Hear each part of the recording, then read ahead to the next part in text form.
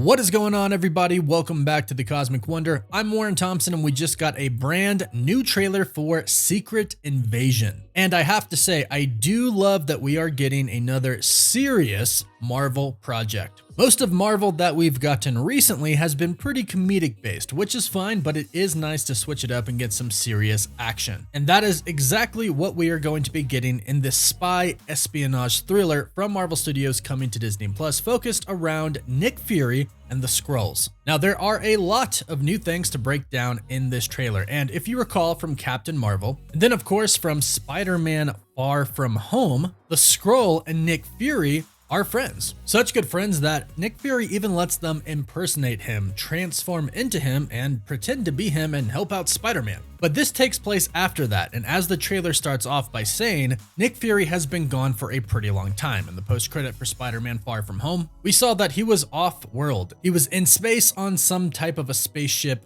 base. But now he's back, and we know why. Now, this new trailer starts off with a beam of light coming down from space in the middle of the woods, and I gotta say I love this because this is kind of what we humans in real life have kind of thought about aliens, how they would come down, a beam of light from space, picking up cows, picking up people, aliens abducting people. This is kind of what we have envisioned before for aliens, and essentially, Fury is kind of like an honorary alien here, where he was with the Skrull, the aliens in space, and he is now coming down from a spaceship to Earth. So I gotta say I love that. But then we hear him and see him speak with Talos, the leader, or quite possibly the old leader of the Skrull, and a close, dear friend to Nick Fury. And Talos says, "Fury, since you've been gone, things have gotten much worse." Then we see footage of a man holding up a detonator, clicking it, and blowing up some buildings in Russia, what looks to be Moscow. And it could quite possibly be some sort of an embassy over in Moscow.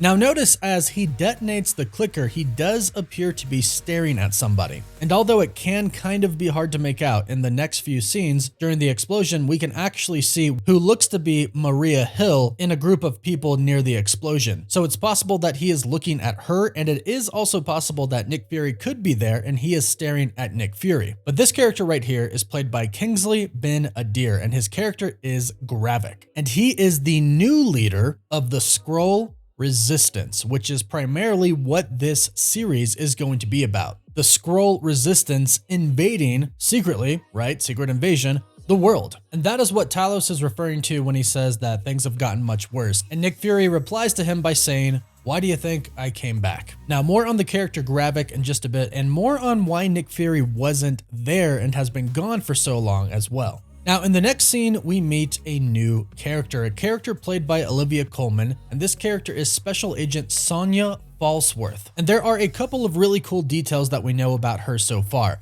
One is that she is a high-ranking agent in the British intelligence service who has a past with Nick Fury. The Vanity Fair article that recently came out about Secret Invasion said this about her: "Sometimes she's working with Nick Fury, and sometimes she's working against him, as their goals either align or collide." And based off of the footage that we've seen so far for Secret Invasion, we're kind of unsure right now on whether she is working with Nick Fury here or working against him. It's clear that Skrull have invaded Earth, and they have invaded some pretty big organizations. Another really cool thing about her is that she actually has a Captain America the First Avengers Easter egg attached to who she is. It seems that she is a descendant of Howling Commando from Captain America the First Avenger, James Montgomery Falsworth. Now, she calls him old friend, and we do see a scene where she is walking with Nick Fury to his gravestone. So it's making it look like she is a friend of his. However, if you pay attention and listen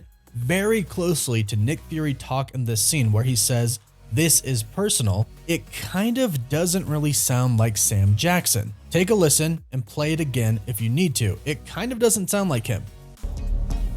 "This is personal. This is personal." Now, maybe he is just speaking a little bit differently in this scene. Maybe he's a little choked up, but to me, it doesn't sound quite like Sam Jackson. But let me know what you think in the comments down below. Could this be a Skrull impersonating him. And perhaps Sonya is working with the Skrull that's impersonating him because she wants to somehow infiltrate America or whatever Fury could possibly be involved with at the moment. Maybe even the Avengers. Nick Fury does state at one point in time that he has to do this alone, without the help of the Avengers. Perhaps this is to keep Sonya away. Also, he's probably not sure who he can even trust. And I wouldn't be surprised if we found out during this series that some of the Avengers at one point in time could have been Skrull. Because as we continue in this trailer, Sonya goes on to say, very few of us know about the wars fought in the shadows that have raged on this planet. Of course, she is speaking about the Skrull. The Skrull have now infiltrated many powerful organizations because, of course, they can shapeshift. And as we see this, we see Nick Fury back with Talos. We see Maria Hill and Everett Ross seemingly doing some very big investigative spy work. And then we finally see Emilia Clarke, and we know about her character now. Her character is actually the daughter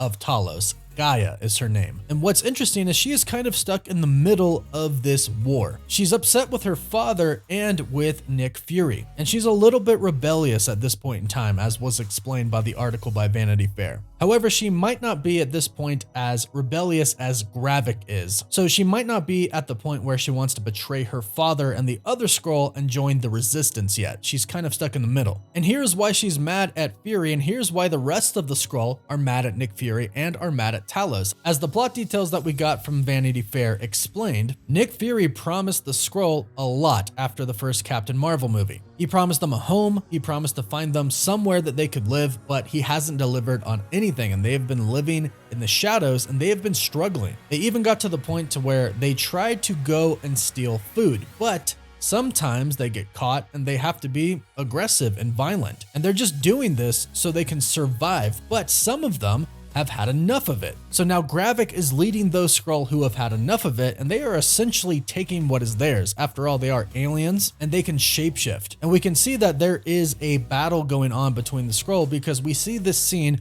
with Talos confronting Gravik, grabbing him, and everybody else behind him, all the other Skrull, turn into Gravik. And the reason they do this is to show Talos, look at how many of us are actually together right now. Gravik says, guess what? The people behind me, they're Skrull. I have essentially an army now, and I'm going to be fighting the humans and any Skrull who stand in my way. Now, Emilia Clarke's character goes into some room where it looks like there are thousands of Skrull that are dead. And we even see Sonya asking Nick Fury, do you feel responsible? So many Skrull could have died, and that could have been the final tipping point that the resistance needed to break away and start actually infiltrating these powerful organizations on Earth. And that's why Fury can't trust anyone. Even when we hear the person say, where are the Avengers? Nick Fury says, this is a battle that I have to fight alone. Because Skrull can shapeshift into Avengers too. And we actually see Gravik, his silhouette at least, entering some sort of very high security prison. And this could be him getting into some big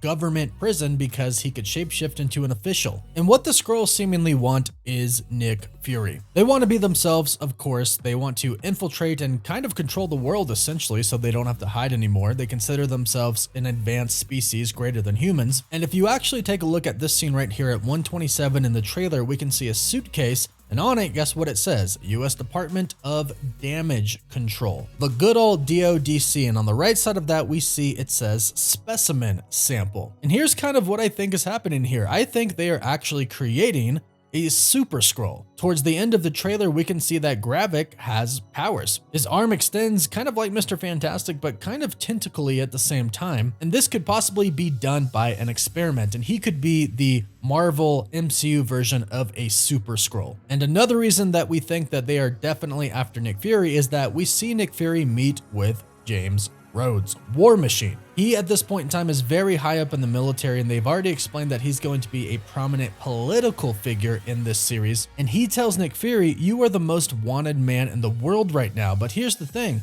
Nick Fury hasn't really done anything, which makes us believe that Skrull have been in fact impersonating him and perhaps have been causing destruction and terrorism as Nick Fury. In fact, Gravik in the beginning, when he detonated that explosion, perhaps he could shapeshift into Nick Fury after and and frame him for that explosion in Moscow, essentially causing Moscow and Russia to believe that America attacked them. And we even see Emilia Clarke's character Gaia tell Nick Fury, you don't know what they have planned for you. So this Skrull resistance is very, very bitter, and they want Nick Fury to be held accountable for essentially not taking care of them. They've had it. They are done hiding. They are framing him and trying to start a world war in which they would infiltrate all of these very powerful organizations in different countries and essentially get all of the power in the world. That is what Secret Invasion is about. So go ahead and let us know what you thought about this trailer in the comments down below. If you spotted any Easter eggs or if you have any theories of your own,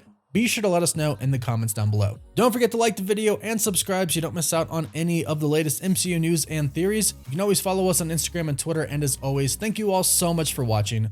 Woof woof.